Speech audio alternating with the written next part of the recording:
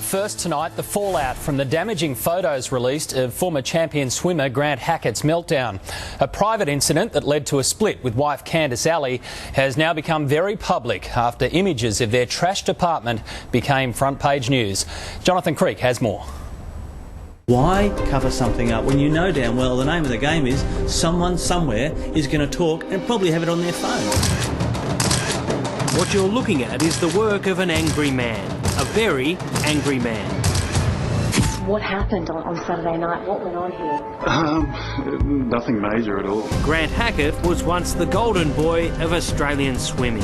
And if he is to be believed, none of this ever happened. There's been a lot of speculation today, obviously, with what took place on Saturday night. And Candice is 100% okay, our apartment's 100% okay, and so are our twins. So it's all a bit of a unfortunate sort of misunderstanding that we have to deal with. The only misunderstanding is the story Hackett peddled the days after he trashed his family home in a drunken rage to save his career and protect his image. Was there some sort of dispute? Was there some sort of fight? Can you shed any light about what happened? No, there wasn't. Well, why then did his singer-songwriter wife, Candice Alley, call 000 for help? And 8 police cars responded. And who caused all this damage to his apartment? He did. But maybe he doesn't remember, because it was at the end of a day-long alcohol-fuelled bender that started at the races and finished in the early hours at Crown Casino. Can we ask who called the police, Grant? I don't know. Okay. Was anyone else in the building affected? Hackett, a triple Olympian, gold medalist and former Australian swim team captain, has portrayed and profited from a clean, caring image. I absolutely love her to death, and I wouldn't have been here without her support. And that support from his wife transferred from the swimming pool to his home life. We got to know each other quite well, quite quickly, because living in different states, we'd have to get together a lot, and ended up moving in together quite quickly, and everything kind of progressed from there. And yeah, I haven't looked back since. In the months after he trashed the family home, Candice conducted her first interview, opening the doors of the family home to cameras from Seven's The Morning Show. My husband said to me just last week, he said, "I feel so lucky that I met you, because if we didn't meet each other, then we never would have met Charlies and Jagger." And which is so true. It was so nice, but so true. Since then, the marriage has fallen apart after it's alleged Hackett had another big night at the Logies. As a commentator for Channel 9 and the head of Westpac's Sport and Entertainment division, as well as the face of Uncle Toby's, Hackett has been on a good wicket since he stopped swimming. Hackett was also the ambassador for the Alana Madeline Foundation, a charity that protects children from violence. But nothing protected his 2-year-old twins from witnessing his own rampage. It's even alleged he was holding one as he smashed shelves, walls, doors, glass tables and turned over his wife's grand piano.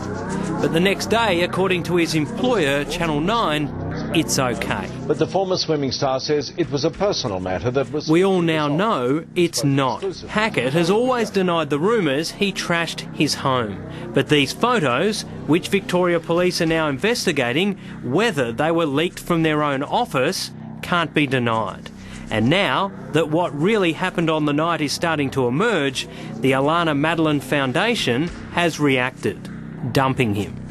While Channel 9, Westpac and Uncle Toby say they're sticking with the gold medal home wrecker for now. As are his family. Holed up at his parents' house on the Gold Coast, Hackett's dad gave it to his own gate, as lawyers advised Grant to make no further comments. Fair to say, he's said too much already.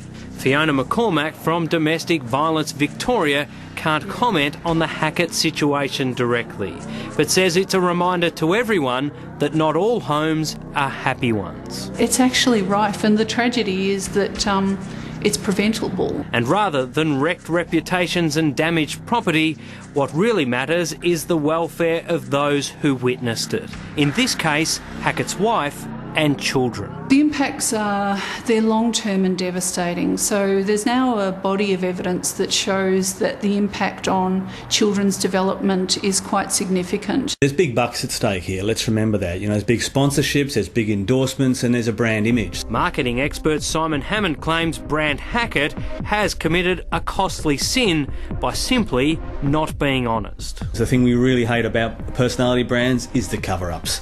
We don't like it when people are being deceitful. After Derby Day, and after what became public, he should have dealt with that there and then, and he should have actually led that a different way. Now he didn't, and now he's got to make up for that, and he's got to be real and he's got to be open. And Hackett's former coach Dennis Cottrell says even despite the extent of the damage and attempted cover-up, his golden pupil still deserves a second chance. He works hard at whatever he undertakes, and so I have no doubt, you know, he's an achiever, and he will come out of this, I hope, without any tarnishing of his character that he'd spent 20 years putting together and deserving. We came home and had a few private issues that we needed to deal with, and we've dealt with those, and everything's fine now. It's not the end of the world, but he's got to come out and he's got to actually be honest about what's happened. That's Jonathan Creek reporting.